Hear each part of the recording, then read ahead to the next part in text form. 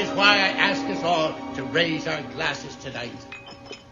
To wish Dr. Freud, Dr. Jung, and Dr. Adler the very best of luck in their new science. Ladies and gentlemen.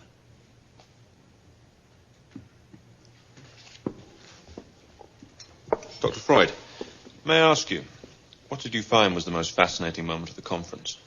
When they declared my theories had nothing to do with science, but instead were a matter for the police.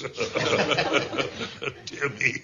It's because everything you say is couched in biological terms. Well, I suppose you would rather I spoke of the spirit. Huh? Maybe. But what is spirit? Everything. No. Everything that shows what you call spirit has more to do with repressed sexuality. Please, gentlemen, not in the middle of the Our dissent. culture is our spirit, our whole civilization. Civilization, Carl. And don't tell me it's just a consequence of repressed sexuality. Yes, I'm afraid it is. The whole dilemma of power, eros, and love seems to be never-ending. Well, to quote you, Carl, the pendulum of the mind swings between sense and nonsense, not between right and wrong. That makes sense. I beg your pardon? Well, his idea about the mind swinging between sense and nonsense?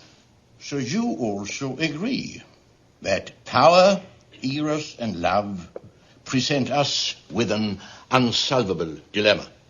Why? Do you know what love is? How many kinds of love? There are. Sure, there is romantic love, the kind we all know about, especially your father. Romantic love was a creation of the medieval troubadour, to show that there was more to it all than the biological act. Well, I suppose that romantic love was invented as a brilliant means of seduction. Love was invented? Yes, and that was the beginning of the end, young man. Why do you say that? The notion of romantic love has led to more death and destruction than anything. Say, possibly religion. Please, Sigmund, this boy asked me what love is. Let me try and explain. Well, your explanations are of no importance, Carl. What you really should try to explore is why he wants to know. I just want to know, that's all. What is love? Love stems from a desire for balance. We all share a picture of what we think of men and women. We all have a female and male image stored inside of all of us. So, like a memory? No.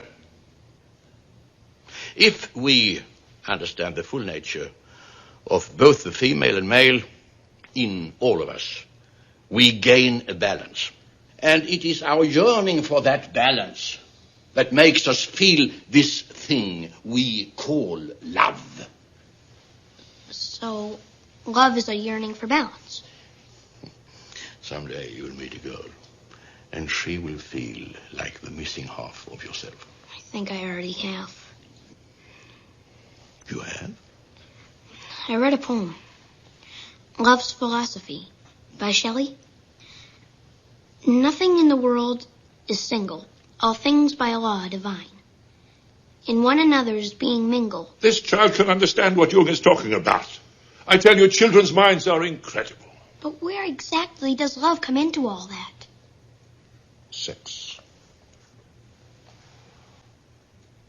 That's where love comes into all of that, young man. Please, Sigmund. No. The boy asked a question. All love is derived from the need for sexual gratification. Even this boy's love of his mother. Perhaps the ladies would like to withdraw. Yes, we've a lot of packing to do tomorrow. Henry, I think it's time you were in bed. But that's not what I'm talking about. Come on, Henry. Please, let the boy stay. He asked a question. My apologies, ladies, but please, let him stay.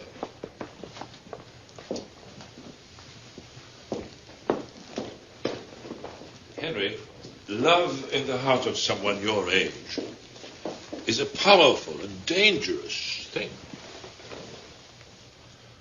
I've been watching you tonight, sitting there, all quiet, withdrawn. Is she pretty?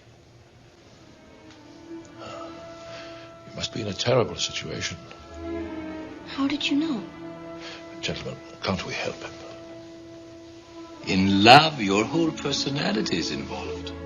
But my whole personality is involved. I think about her all the time. I dream about her. If you think what you feel is love, treasure that feeling. Build on it. And it will provide a strong basis for your later life. Yes, but why do I feel so out of control? Because you are. But you must not be afraid, Henry. You must not let the castle walls keep you from your love. But I still don't know what love is. Love can be an act of the spirit, if you are Carl Jung. A romantic act, if you are your father. An act of companionship, if you like Dr. Adler's interpretation. But as far as I'm concerned, it's a biological act. It's a sexually motivated act. Either way, it is painful and wonderful all at once. But please, Henry, remember one thing. What's that? Don't turn away from it. To deny your love for someone is dangerous. Dangerous both to you and to the person you love. Shout out your love loud. I wish I could. What do you think, gentlemen? I think you can. And I think so too.